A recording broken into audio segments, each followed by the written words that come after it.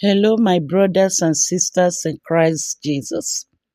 Today in Wisdom TV Nigeria, I want to tell you a story, and I want you to listen to this story.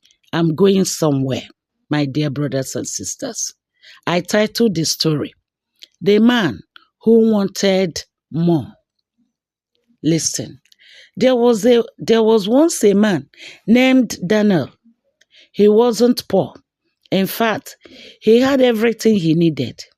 A small house, a good job, and a loving family. But deep inside, Daniel wanted more.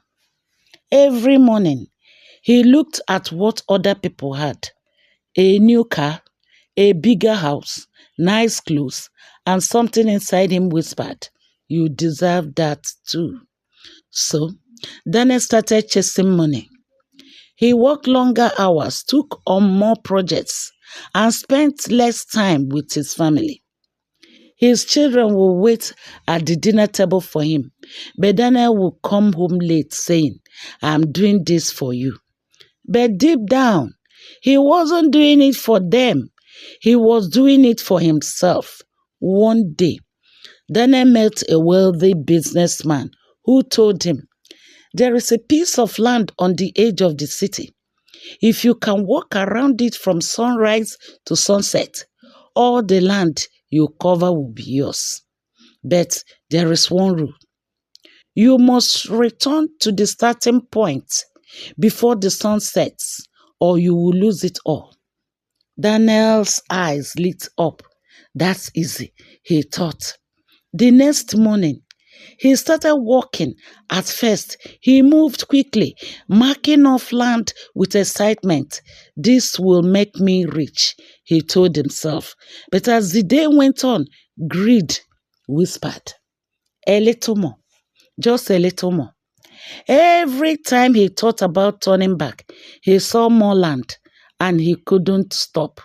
By afternoon, his legs were tired, his throat dry, but he kept going. If I can just reach that hill, I will have everything." Finally, as the sun began to set, Daniel realized he had gone too far. He turned back and ran, desperate to make it to the starting point. The sun dipped lower and lower. His heart pounded. His chest burned. And just as he reached the line, as the last ray of sunlight disappeared, Daniel collapsed. He never got up again. The businessman sighed and said, "I offered him the world, and he couldn't stop reaching for more."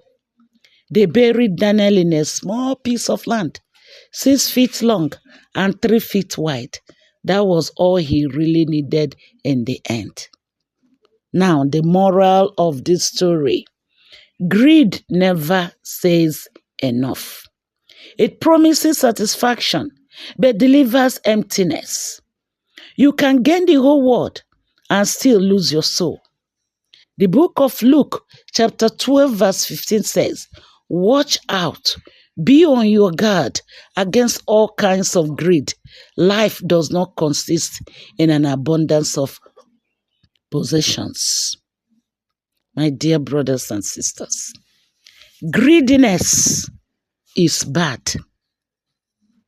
Because of money, don't kill yourself. Don't lose this precious life our Father in heaven gave to you.